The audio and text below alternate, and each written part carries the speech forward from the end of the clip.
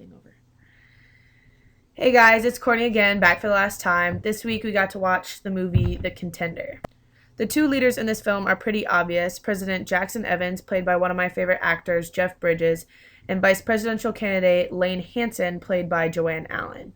Both of these characters bring a sense of leadership to the movie that tends to reflect off of one another. Evans learns a lot about being a great leader from Hansen just as much as she learns from him.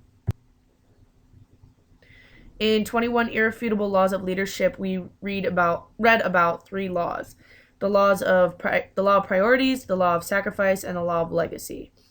Each law tends to work with each other in order to create a great leader, much like the other 18 laws we've read about. However, these laws weren't carried through one character, but brought together through the teamwork between the two main characters I talked about in the previous slide. The law of priorities states that leaders understand activity is not necessarily accomplishment.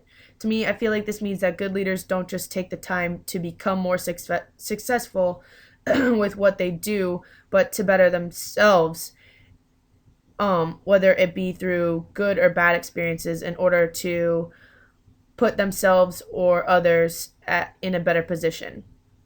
Lane Hansen definitely fits this mold very well.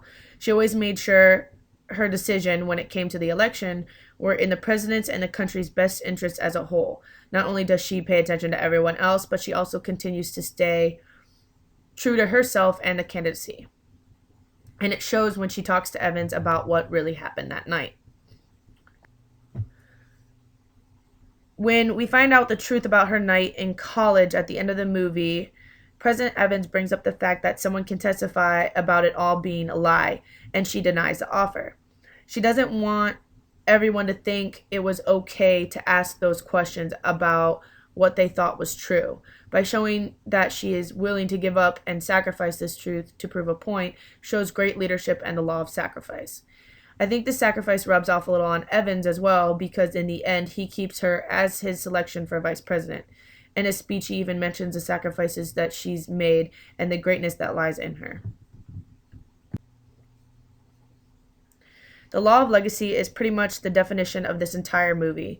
President Jackson Evans is obviously a very strong leader. You can tell through his actions, through the way he talks to people, and the way he meets with everyone who comes into his office.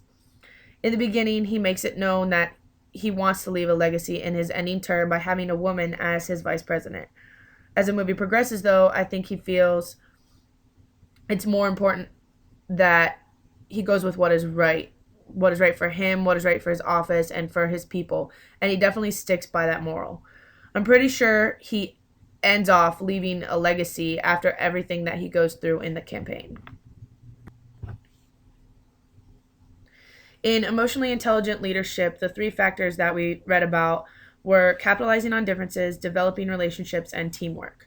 Both of the main characters, Evans and Hansen, give the definition of capitalizing on differences. They are two very different people with very different leadership styles working together to lead the country. As the campaign runs on, developing good relationships is very beneficial for Mrs. Hansen, who needs pretty much all the good relationships she can get. Mr. Webster is probably one of the greatest examples of this, because at first he was against Hansen, but after talking to President Evans, he changes his mind and realizes he needs to do what is right and not what is in his interest or what he believes in. Lastly, but certainly not least, is teamwork, which I feel is the most important factor in leadership. I can talk about the many ways leadership was beneficial in the movie, but the one thing that stuck out to me was how not working together hindered the campaign for Mrs. Hansen. Shelley, one of the president's secretaries, was the one guy who didn't want Hansen as vice president at all. He did everything he could to work against everyone in office and only for his benefit. By working to get Hansen out of office, he ended up just screwing himself over, because then everyone ended up working against him. Working together as a team is a very big factor when it comes to leadership, in my opinion. Well, that is it for this week. Thanks for watching again, you guys. Hopefully you've enjoyed this summer semester as much as I have, and good luck in the fall. See ya.